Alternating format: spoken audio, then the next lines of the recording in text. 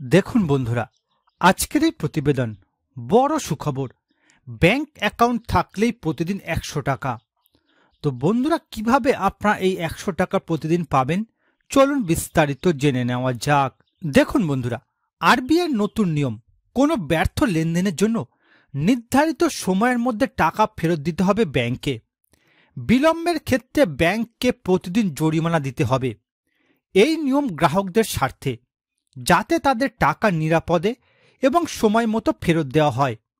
আসলে বন্ধুরা, অনেক সময় এটিএম থেকে টাকা তোলার সময় লেনদেন ব্যর্থ হয় এবং অ্যাকাউন্ট থেকে টাকা কেটে নেওয়া হয়, অথবা বন্ধুরা আইএমপিএস, ইউপিআই বা কার্ডের মাধ্যমে অর্থ প্রদান করার সময়ও এটি ঘটে।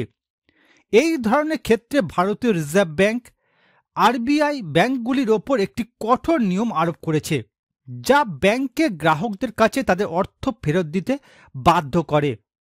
ব্যাংক যদি নির্ধারিত সময়সীমার মধ্যে ব্যর্থ লেনদেন ফেরত না দেয়, তাহলে ওই ব্যাংককে প্রতিদিন 100 টাকা জরিমানা দিতে হবে।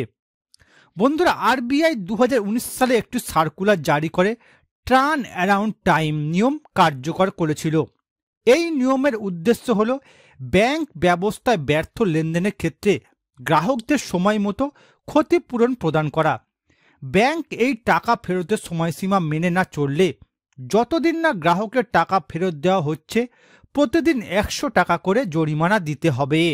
এবার দেখুন বন্ধুরা, কোন ধরনের ব্যর্থ লেনদেনে ক্ষতিপূরণ দেওয়া হবে। প্রথমেই বলা হয়েছে বন্ধুরা, এটিএম লেনদেনে ব্যর্থতা। বন্ধুরা, আপনি যদি এটিএম থেকে টাকা তোলার চেষ্টা করেন এবং লেনদেনে ব্যর্থ হয়, কিন্তু অ্যাকাউন্ট থেকে টাকা কেটে নেওয়া হয়, তাহলে ব্যাংকে 5 কার্য দিবসের মধ্যে আপনাদের টাকা ফেরত দিতে হবে। এটি করা না হলে ব্যাংকে প্রতিদিন 100 টাকা ক্ষতিপূরণ দিতে হবে। দ্বিতীয়ত বলা হয়েছে বন্ধুরা, ইউপিআই লেনদেনে ব্যর্থতা। বন্ধুরা, ইউপিআই এর মাধ্যমে করা কোনো লেনদেন ব্যর্থ হলে এবং অ্যাকাউন্ট থেকে টাকা কেটে নেওয়া হলে ব্যাংকের নির্দিষ্ট কার্য দিবসের মধ্যে টাকা ফেরত দিতে হবে। এই সময়ের পরে প্রতিদিন 100 টাকা জরিমানা দিতে হবে ব্যাংকে।